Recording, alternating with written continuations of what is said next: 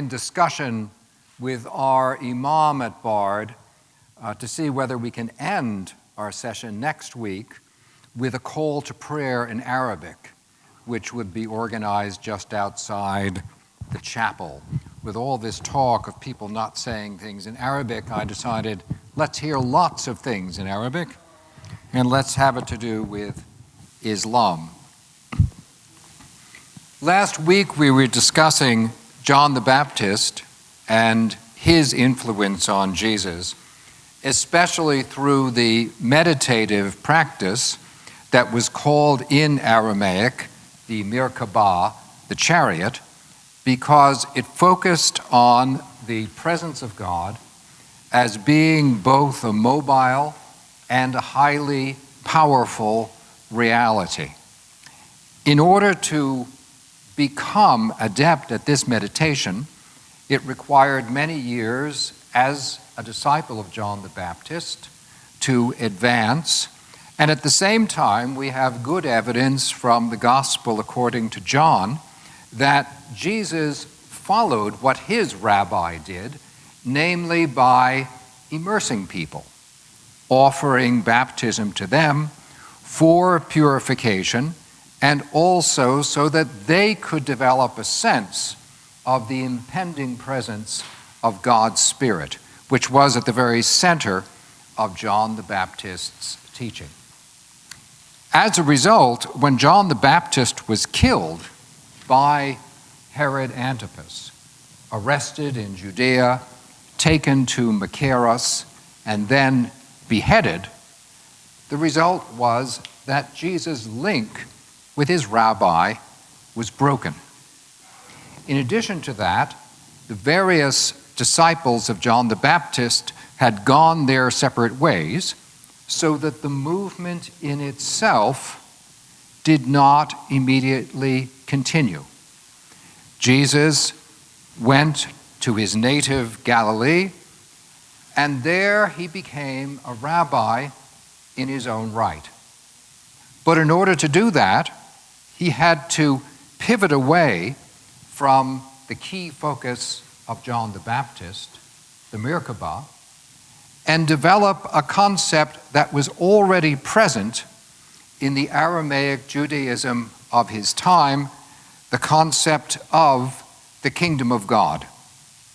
And I should explain that this was actually my entry point into research on Jesus, going back several years, in particular to 1974. When I began researching on Jesus seriously in 1974, I began to canvass Judaic literature of the first century in order to make sure that what I had been taught was correct. What I had been taught was that no one in Judaism talked about the kingdom of God, that the kingdom of God was an original concept that Jesus had founded. And I thought this would be a good idea if true, but it would also be nice to be able to confirm whether we actually had evidence to that effect. So you can imagine my surprise when I was reading Aramaic documents, some of which go back to the first century, and I come very clearly across the phrase Malkuta Delaha, which is kingdom of God. Well, you know how it is. This was happening in England. It was wintertime. It was gray. It was very cold. I thought, maybe I need some tea, because at that time, the British couldn't make coffee. So I had tea. I go back to the book, and Malkuta Delaha is still there. And I found a whole series of references stemming from the first century of the Common Era, which clearly represent the way in which Jews of that time were using the concept of the kingdom of God. Only to get at the information, you needed Aramaic. They weren't good enough to put this into Greek for us, which makes life difficult for some of my colleagues in the field of scholarship. There are key dimensions of meaning of kingdom of God, which Jesus himself develops. And that's my theme during our session today. The way in which kingdom of God has a meaning, which Jesus metabolizes within his own preaching, and then intensifies in ways that I'll explain as we go on. So as you can see, under the first heading, I have God's kingdom and festivity. This is a matter of rejoicing in the picture of our creation as a place that has a purpose, a design, and the understanding that the design of creation particularly comes into the picture around about harvest time. God's will is for the sake of festivity. When you celebrate the largest of all the feasts of Judaism of this time, which was Sukkot, the Feast of Booths or Tabernacles, you did that during the largest harvest of the year. And when you went to the temple, this was not at all a penitential act. This was in fact part of the festivity. Because during feasts, as occurred in most cases of sacrifice in the ancient world, the people worshiping themselves took part in the food. Sacrifice was not something that we associated with it today. I mean, for example, we use it in baseball. A sacrifice fly is the one where you never get to the base, right? This is not the sense in which sacrifice is used in the ancient world, because sacrifice means a concentration of all the produce of the harvest.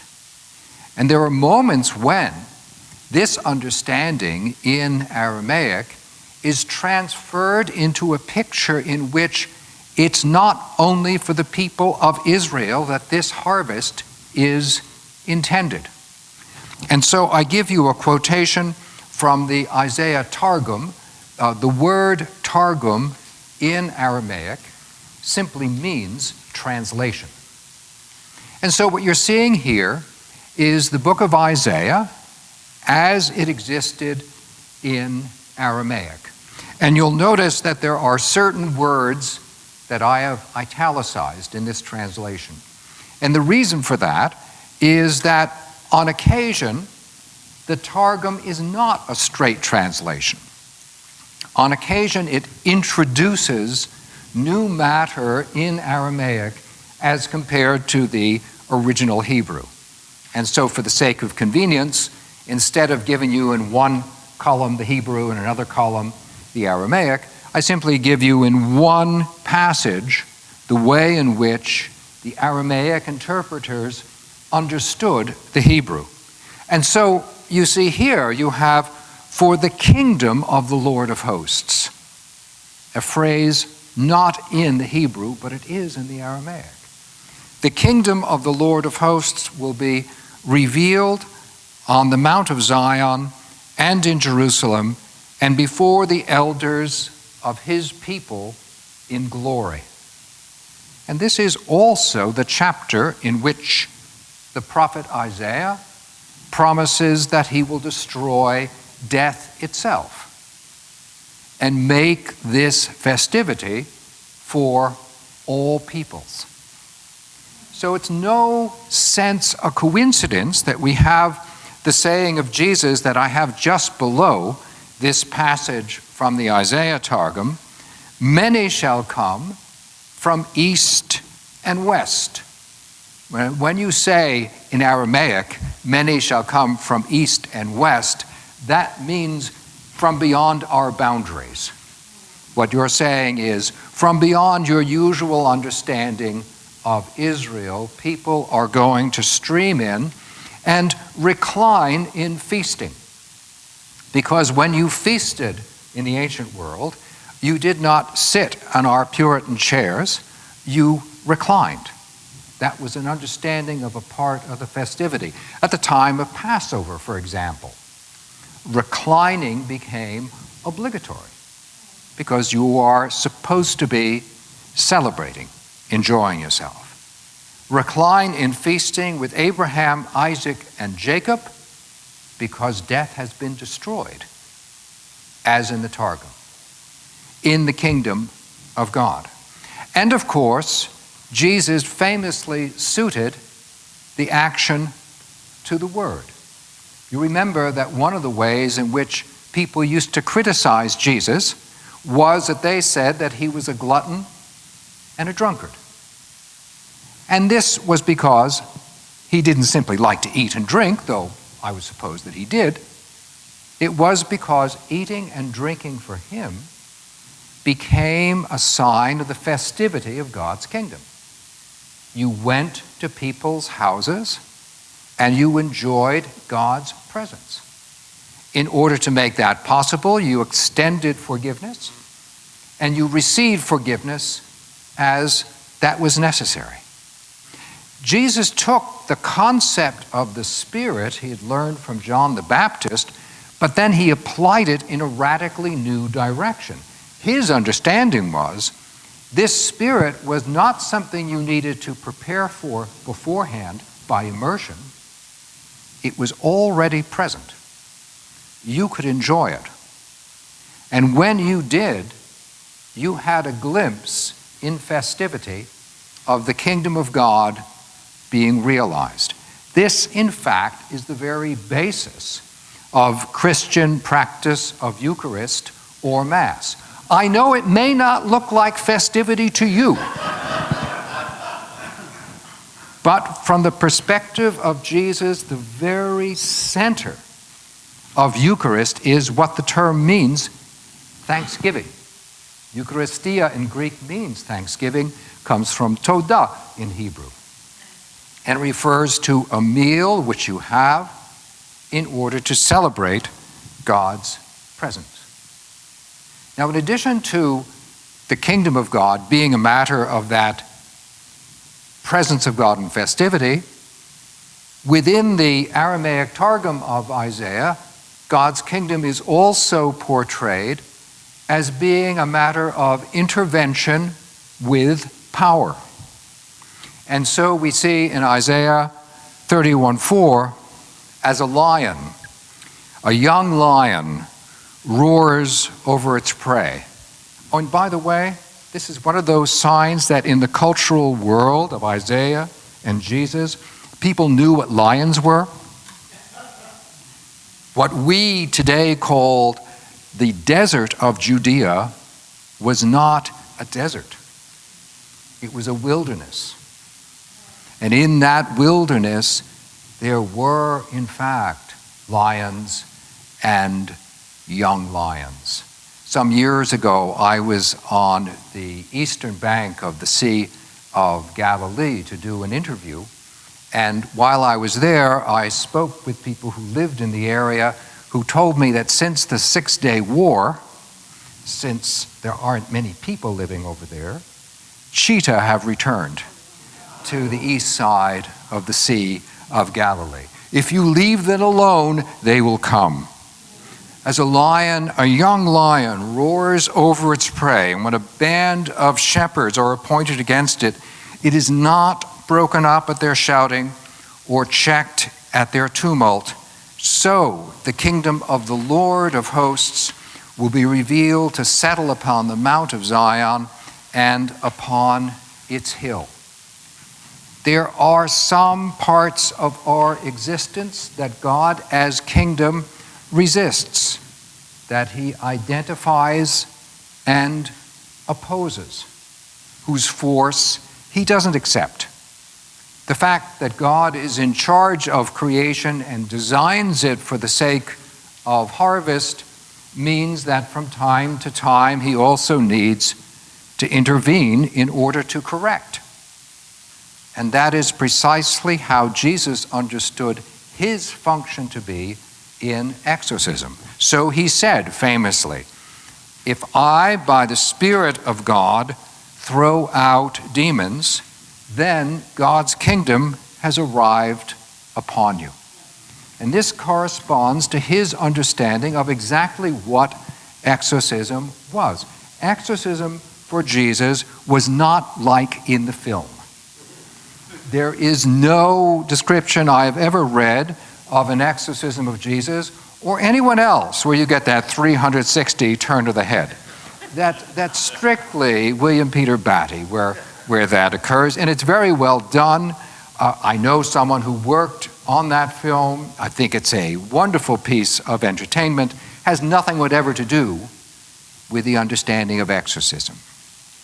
Because Jesus' understanding of exorcism has to do with what happens to a human personality when it starts to lose its humanity. When a person becomes compulsive about just one impulse, when that person's life is taken over by the impulse to such an extent that it becomes self-wounding. And in fact, that is why you will see within the Gospels, and by the way, other ancient literatures, both Aramaic and Greek, that a person described as possessed is often someone who harms himself, who deliberately engages in behavior that is self-wounding, because his human personality is no longer in charge of this impulse, which Jesus called an unclean spirit that had overtaken him. Interesting language. Jesus opposes the unclean spirit in a person that leads to the compulsive activity to God's spirit that liberates a person so that one can be oneself. The point of an exorcism is to restore a person to one's right mind. And Jesus is saying, we have the capacity to do that because we can identify the unclean spirit. We can say precisely what it is and how it's harming a person. And in that identification, the power of the unclean spirit is no longer present to control that personality. That person is now given back into his or her own control. So when Jesus connected his own work of exorcism to God's kingdom, he was putting into effect a dimension of meaning which was already there within the Aramaic language of his time. Similarly, he applied it to the case of ethics, an entire range in which he became increasingly expert over time. So we have in the Isaiah Targum, chapter 52, verse 7, how beautiful upon the mountains of the land of Israel are the feet of him who announces, who publishes peace, who announces good tidings, who publishes salvation, who says to the congregation of Zion, the kingdom of your God is revealed. This revelation of the kingdom of God in Isaiah 52 is related in particular to Israel's pursuit of righteousness, which is why immediately after this chapter, 52, you come to Isaiah chapter 53, which is called the Song of the Suffering Servant. That is, the person who is willing to undergo hardship for the sake of righteousness. The announcement within the Isaiah Targum 52:7 is that precisely this kind of righteousness is what attracts God and what causes him to reveal his kingdom to that person and to all those who are engaged in the task of righteousness, difficult though that may be. How difficult comes through, I think, clearly in his famous saying, which always seems to come as a surprise to certain friends of mine, easier for a camel to wriggle through, that's what the Greek is, to wriggle through the eye of a needle, there than for a rich man to enter the kingdom of God. Not impossible, but difficult. And by the time the camel gets through the eye of the needle, the camel is no longer a camel. And the wealthy man no longer has the same sense of wealth that he started with at the very beginning. Jesus insisted upon this teaching because for him, as he looked around, he considered that the pursuit of wealth was all rooted in what he called in Aramaic mammon. And in fact, we still have that word because Jesus used it. The Aramaic term mammon means bribe. It refers to what you give someone to get a pass, to get a special treat. And so for him, it all looked like semi-organized baksheesh that was going on around him. And his response to that was not to say, let us completely distance ourselves from the baksheesh system. It was rather to say, as he also taught, make friends with unrighteous mammon. Use this wealth for its intended purpose.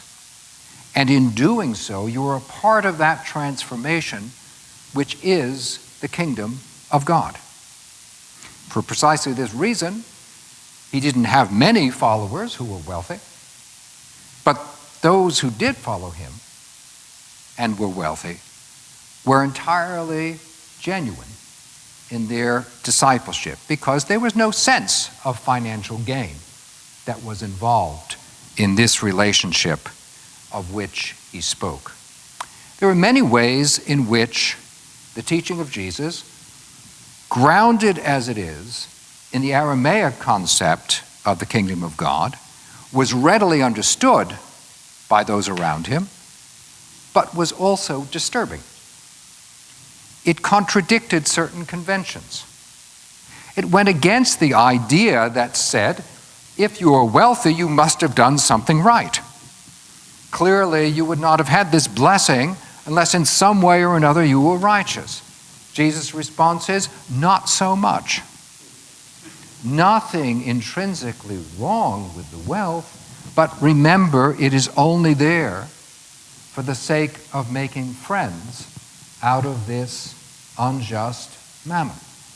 And Jesus also put severe pressures on his own family because of his activity on behalf of the kingdom of God.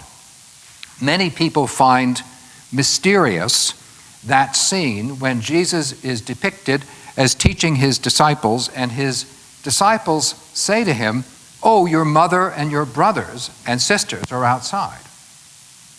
And Jesus doesn't go to see them.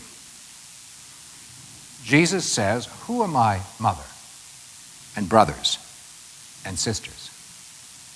Those who do the will of God, they are my mother and my brother and my sisters." This is not a portrait of family bliss. Obviously, there has been tension. Why this tension? It's all rooted in the conception of the kingdom of God. Because what happens when Jesus returns to Galilee after the time of the killing of John the Baptist? He has returned home after the equivalent of a college education in purity, right? Does he find a job? Does he become productive? No. Okay, what does he do? He tells parables about the kingdom of God, and he gains a reputation for eating and drinking. Now reflect for a moment on the implications of taking hospitality from another family for a culture such as Jesus grew up in within Galilee. Because the whole economics of Nazareth was not well developed, it meant that you were living in a place where you had a system of reciprocal honor.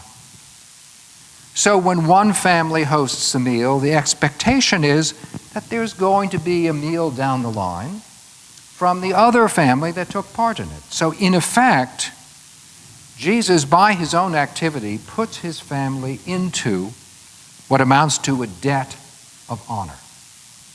No doubt unintentionally.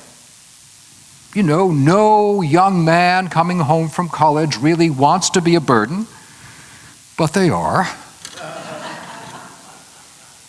And this is the way in which a tension begins to emerge, not only between Jesus and Mary, but in particular between Jesus and James. Remember the parable of the prodigal son. Who is the problem brother? The elder. James, in Jesus' own experience.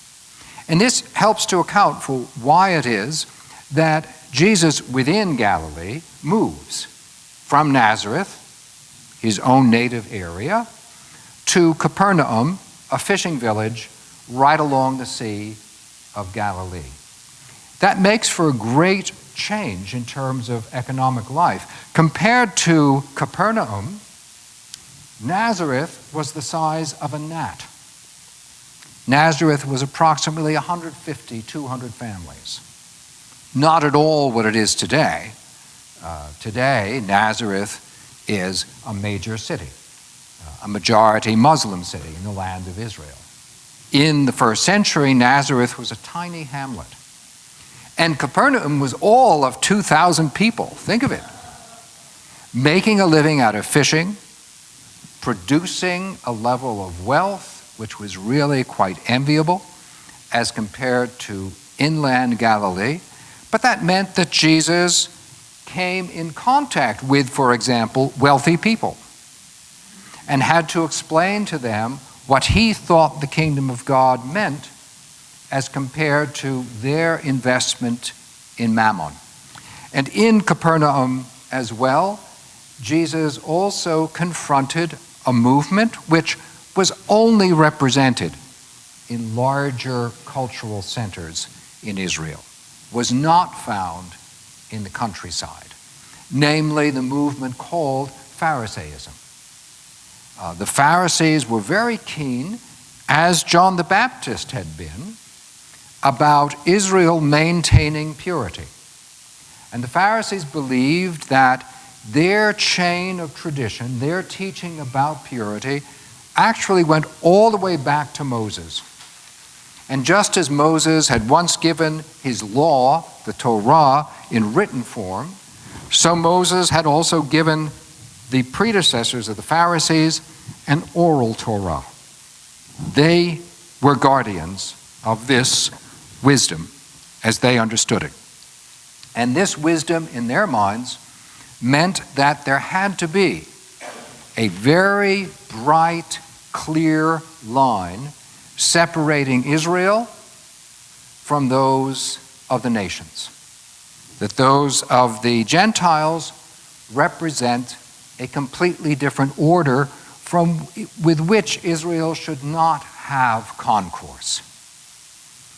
Jesus, not being a Pharisee, coming from the backlands of Galilee, steeped in the oral Aramaic tradition, not of the oral Torah, but of the prophets, saw matters differently. And so, for example, I close at the bottom of side 2 with a statement that appears in the Targum of Zechariah, a biblical prophet very important to Jesus because this was the inspiration for what he did in the temple. It's in the book of Zechariah that the statement is made, the very last assertion of chapter 14, that in the day when Yahweh acts, there will be no merchant in the temple. In that same chapter 14, verse 9, we read, "The kingdom of the Lord shall be revealed upon all the inhabitants of the earth." That does mean everybody. that does not merely mean Israelites. This quite clearly is not limited to Judea. At that time, they shall serve before the Lord with one accord. And the book of Zechariah also depicts people coming to Israel from foreign lands in order to offer worship. The frequently heard statement that Judaism in the time of Jesus was very parochial and it didn't see Gentiles as being part of God's plan, that's about as accurate as saying no Jew before Jesus ever spoke about the kingdom of God. We actually have examples that show us quite plainly that in addition to groups like the Pharisees, and by the way, like the Essenes, who were actually much, much more parochial than the Pharisees, in addition to such groups, there are also those who look to the revelation of God's kingdom over all peoples everywhere. They shall serve before the Lord with one accord, for his name is established in the world. There is none apart from him.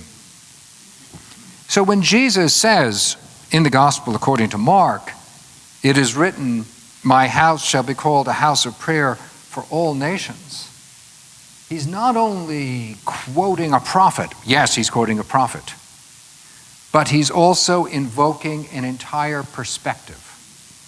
And that perspective is the one according to which the realization of God's kingdom is something that can only come about upon all the peoples of the earth and not for any particular group.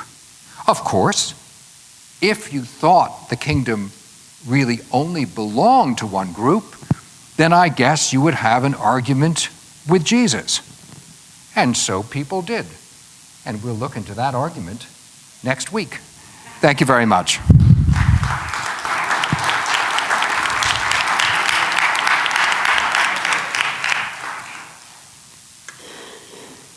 Hope everyone is now recovered from the spirituals. Yes, please.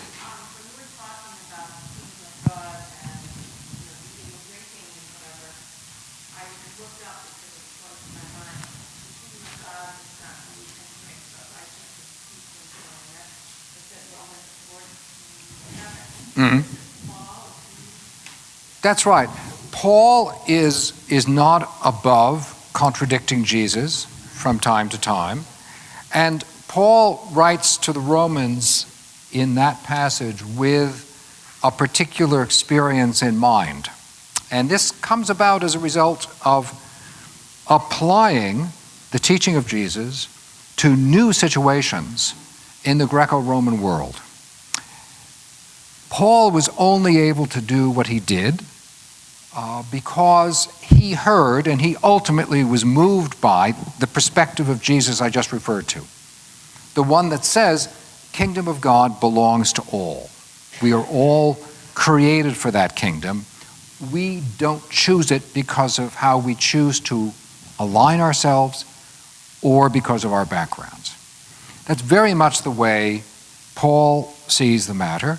And he also believes that therefore, in places that he founds churches, such as Corinth, there ought to be common meals at which people understand that they are all children of God, that God's kingdom is present, that they are forgiven, that they extend forgiveness, this basic understanding of what Eucharist is. Now, the trouble is that the people of Corinth were somewhat like the way I have heard Anglicans defined. I don't know whether you've ever heard the aphorism that where 2 or 3 Anglicans are gathered together, there is also a 5th. That is, when you enjoy food and drink, some people can sort of get their priorities wrong. And Paul actually writes about communities where people get drunk. This is one reason why the way in which the Eucharist is today a meal is, shall we say, controlled. Right? You only have that bit of bread. You only have that wine. Why? It used to be a meal. It used to be lavish, got out of hand. And in that setting, what Paul wants to insist when he writes to Corinth, when he writes later on to the Romans, is I don't want you to mistake the nature of this activity with the large symposial banquets which you also have in your background.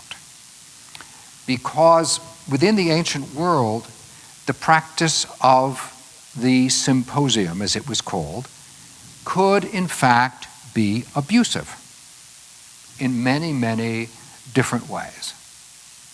There is an entire ancient treatise called the Dipnosophists. This is from the 4th century, and a dipnosophist is a wise diner. We have the Red Hook diner. They have the wise diner. And the idea was, I will tell you exactly how to make a dinner party. And there are different kinds of dinner parties. You can have the philosophical symposium. That is, the symposium where you deliberately water down your wine, right?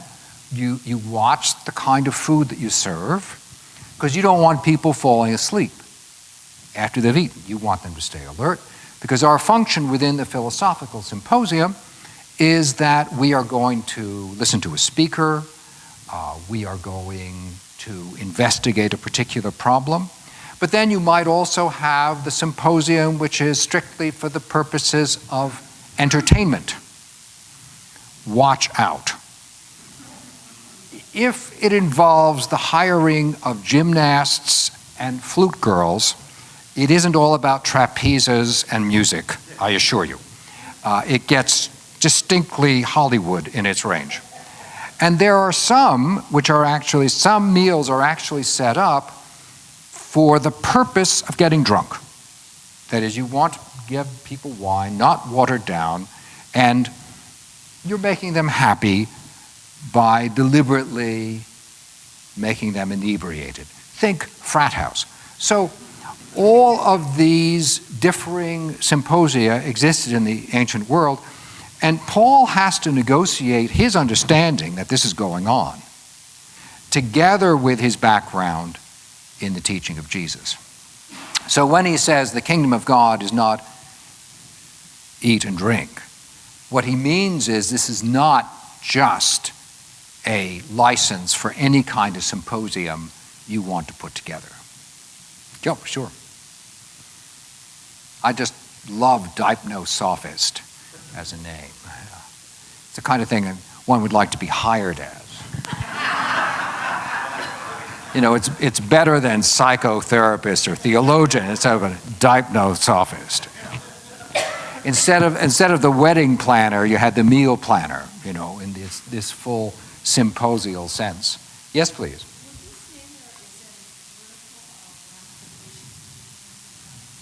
This is an excellent question, so I'll make sure I repeat it for the Cardinal of Red Hook. What about political implications? If you speak in the ancient world of a kingdom, and that kingdom is not Caesar's, you are, at least by implication, a subversive. Because if you refer to the kingdom of God, you're saying that your actual loyalty is not one that is owed to Caesar. And that any sense of the authority of law is to be rooted in God instead of in the secular domain. For this very reason, within the time of Jesus, there were revolutionaries who used as their motto God's kingdom. We are struggling for that kingdom instead of Caesar. definitely one of the reasons for which Jesus wants to be extremely careful of how his disciples refer to him. That's why he poses the question, who do people say that I am? And he receives their response. So some people say that you're John the Baptist. Some people think you're Jeremiah or one of the prophets.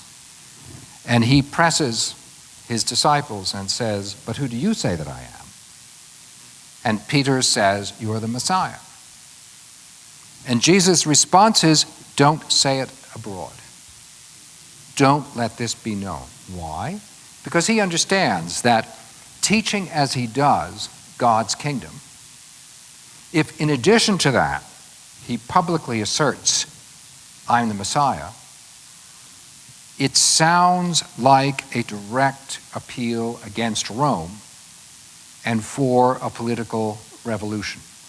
Instead, he calibrates the way he refers to the kingdom of God so that anyone listening to him would understand that it has to do with festivity, with intervention against unclean spirit, with ethics, and with the inclusion of all peoples.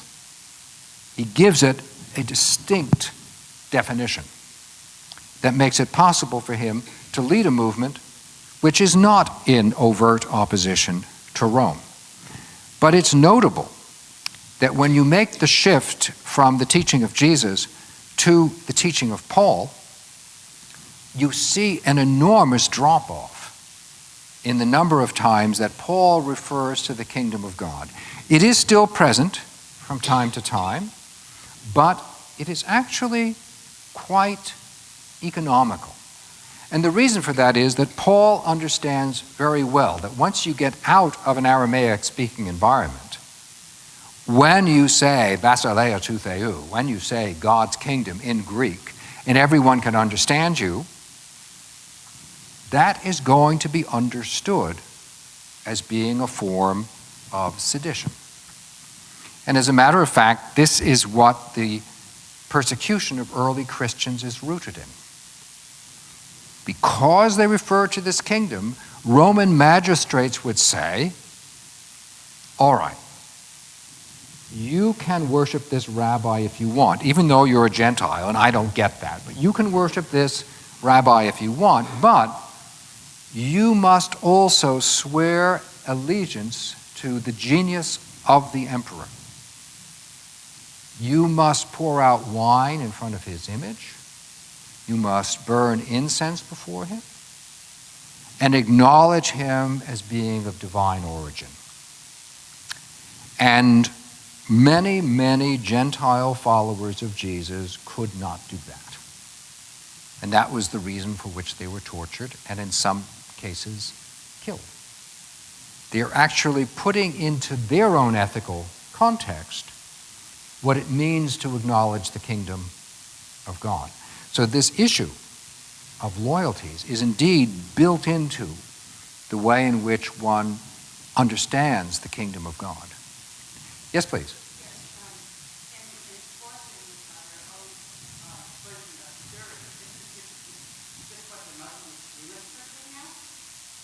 Oh, I see, yes.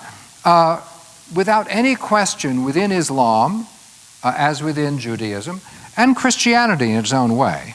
I mean, Christians sort of keep their purity under a bushel, if you know what I mean. But it is, in fact, there. But it's easier, I think, to compare Islam and Judaism along the lines of purity. For example, because where you have kosher regulations in Judaism, you have halal within Islam. That is, the understanding that there are certain ways in which food is to be prepared, certain foods which are to be eaten, not others. Christianity had to negotiate that when it made the cultural change from being a basically Jewish movement, which is how it began, to being a basically Gentile movement, which is how it finished the first century. And therefore, within Christianity, the understanding of purity had to be shifted. And in fact, we are still in the process of shifting understandings of purity. Why are we arguing about gay marriage. We can scarcely say, whether within Christianity or within the West, we can scarcely say, oh, we don't care about purity. Yes, I assure you we do. I've seen how upset people get. So that's an argument about what is acceptable before God within the realm of our physical existence. Similarly, although we will often say, Americans love to say, oh, I'll eat anything. Travel abroad with them once. Just once. Tell them that their steak haché à cheval means it's horse meat, and watch their reaction. Or I was taught this lesson myself. I had wonderful hosts when I went. I was a visiting professor at Hong Kong, and my hosts found out that I really do like seafood.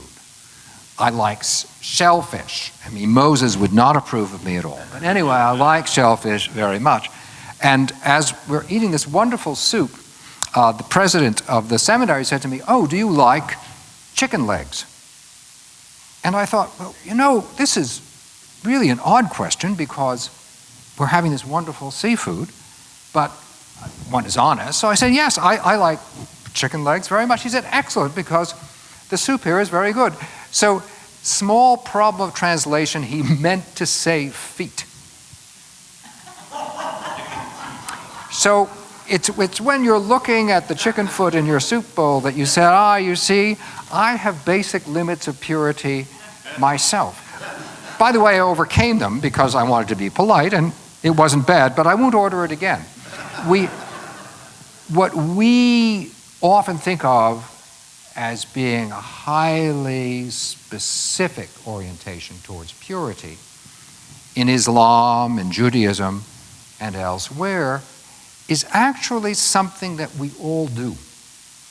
It's just that in those traditions, it's all written down. They tell you precisely how to keep this purity.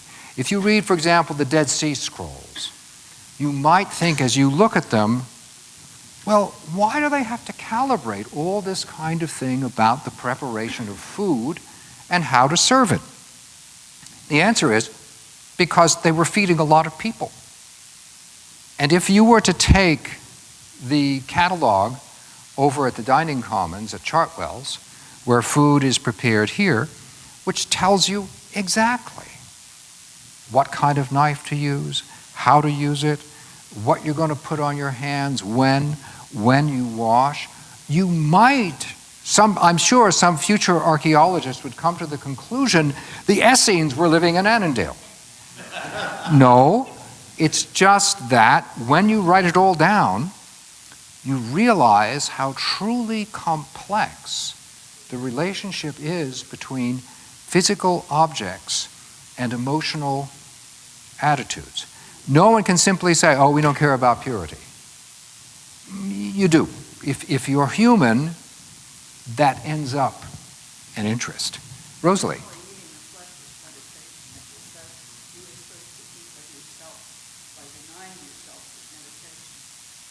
Mm-hmm. Mm-hmm. Mm-hmm. Mm-hmm. Excellent. Yeah, Rosalie reminds us of Jesus' statement, holding up the denarius, a key moment. He's holding up a denarius which has Caesar's image stamped on it. By the way, that coin may also have said Divi Filius, God's son, because that's how Caesar was viewed. Might have. I don't know which coin he had, but whichever one he had, there was old Caesar on it, with some inscription. He said, all right, Caesar can stamp this, right? So if Caesar can stamp this, we can give it back to Caesar in the shape of tax. Going back to my earlier observation, this is just another example of baksheesh. Right? This is mammon. He made it. He can have it back. No harm, no foul.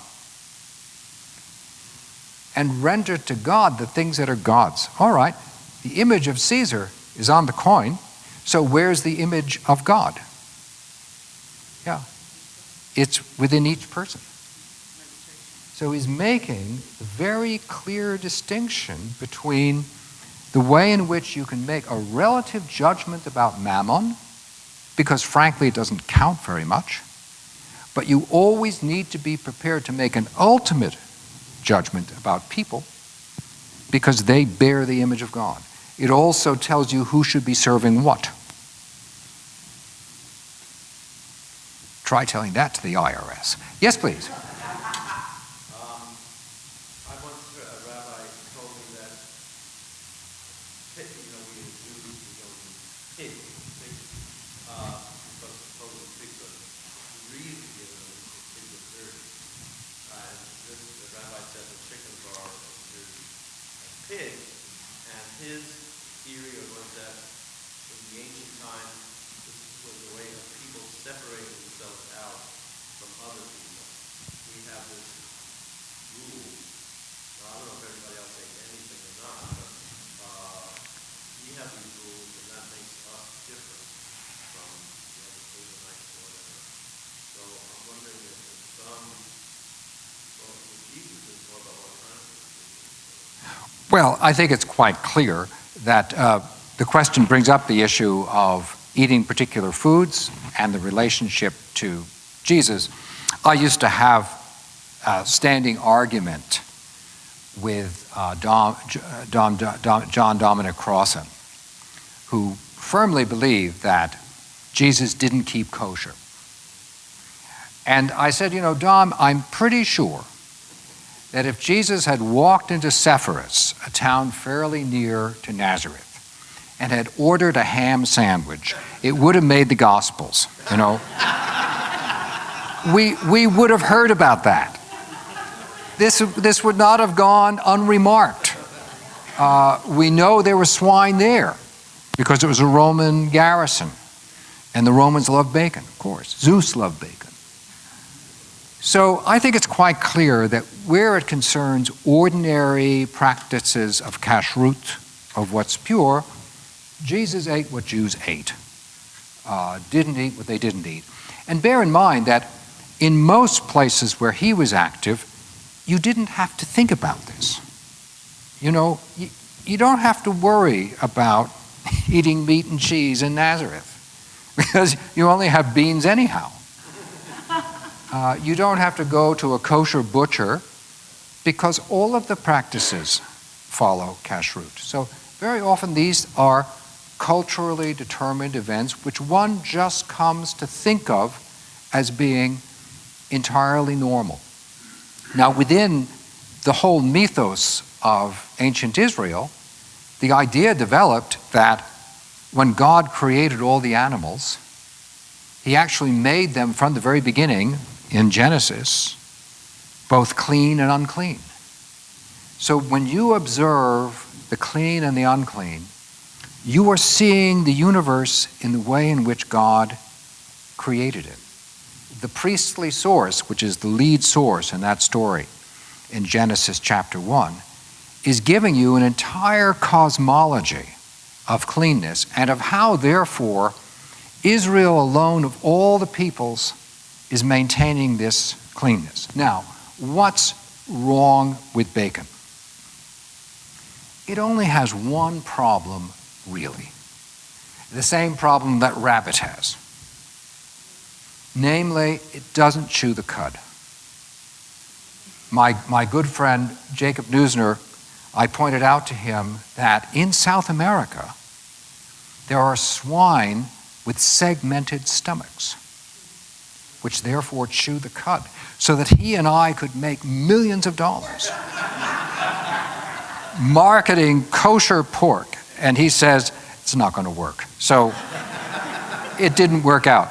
But why pork in particular becomes, go back to the time of the Maccabees. When Antiochus Epiphanes, the king of Persia, decided, I am taking over the temple, I'm going to make this people civilized, he made an altar to Zeus in the temple.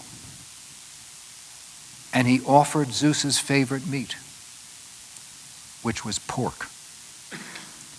And when he wanted to force Jews to renounce the Torah, he would do so by making them eat pork.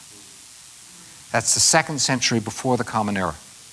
It's from that time that you can see pork then becomes symbolic of evil.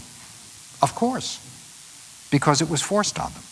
In principle, prior to the 2nd century before the Common Era, pork, rabbit, camel, yeah, all bad, but not seen as this monstrous entity that swine became because of that experience. And that's the reason for which issues of purity often become emotional for reasons we don't even understand. We just can see that people react to them. We can feel ourselves engaged at a profound level. And very often it requires kind of inward archaeology to see why it is that I am reacting in that fashion, you know. Should the races intermarry? It was not long ago when that was an extremely fraught issue. And people would often use biblical arguments for and against. But they were using biblical arguments over issues which were in fact about purity. Some of the most important political issues of our time are in fact matters of purity.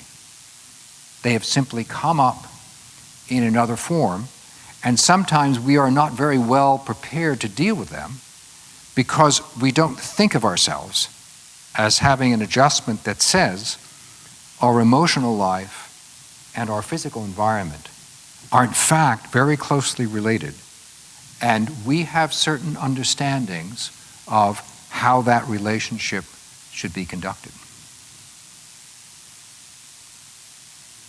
Oh, and the Cardinal of Red Hook is now giving me my sign, so I look forward to seeing you next week, and as I say, I hope to have our Imam here. Should be fun.